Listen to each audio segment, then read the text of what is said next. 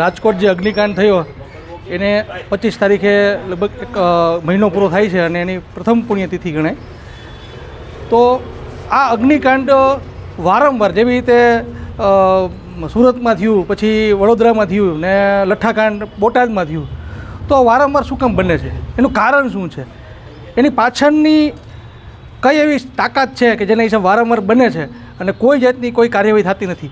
આજે 5 કાંડ ગુજરાતમાં થયા છે, જે સુરત છે, વડોદરા છે, બોટાદ છે, રાજકોટ છે, તો આના મોરબી, તો આ કાંડની અંદર જે પાછળના લોકો છે તે લગીમાં કેટલા જણાને સજા થઈ? લોકોને એ પ્રશ્ન સવાલ કરવો પડે ખરેખર કે કેટલા લોકોને સજા થઈ? તો એક પણ જણાના અત્યાર લગીનમાં આ કાંડની અંદર સજા નથી થઈ. તો જ્યાં લગીને આવા લોકોને સજા નહીં થાય ત્યાં લગીને આવા કાંડ ઊભા રહેવા નથી અને કાંડ ઉપર કાંડ થવાના જ છે.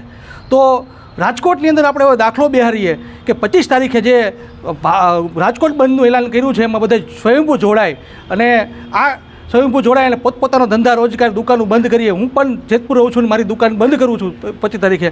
તો આપ સર્વ રાજકોટવાસીને અપીલ છે કે એક જે વસ્તુ બની છે, આપણા જે નાના નાના ભૂલકાઓ જે આગમાં બુજાઈ ગયા છે, તો એના માટે આપણે થોડીક સંવેદના હોય અને જેનામાં થોડીક સંવેદના હોય ને પોતાના એવું લાગતું હોય, લાગણી હોય થોડી ઘણી આ ભૂલકાઓ પ્રત્યે, તો નમ્ર અપીલ કરું છું, બે હાથ જોડીને અપીલ કરું છું કે 25 તારીખે તમે રાજકોટ બંધ છે એમાં સ્વયંભૂ કોઈ બંધ કરાવવા આવે કે ન આવે પણ સ્વયંભૂ બંધ કરો તો સારું છે.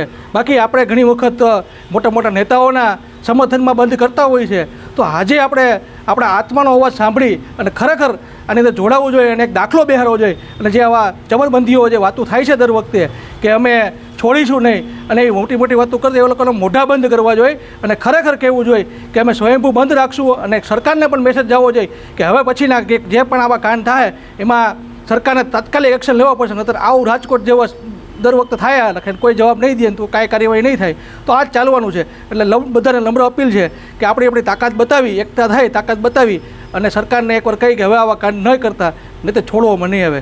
જય હિન્દ, જય ભારત.